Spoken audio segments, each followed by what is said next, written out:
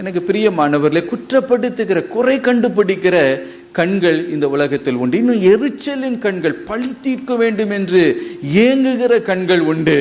அப்படிப்பட்ட கண்கள் நிறைந்த உலகத்தில் தான் நாம் வாழ்கிறோம். நமக்கு ஒரு எதிராளி ஒருவன் உண்டு, அவன் தான் சாத்தான். அவனுடைய கண்களும் எரிச்சலுள்ள கண்கள், நமக்கு தீங்கு செய்யும்படி, எப்படி இவனை விழச் செய்யலாம், எப்படி இவனுடைய ஆஸ்தியை திருடலாம், அவன் திருடவும் கொல்லவும் அழிக்கவுமே வருகிறான். அப்படிப்பட்ட தீய கண்கள் நமக்கு விரோதமாக செயல்படுகிறது, உண்மைதான்.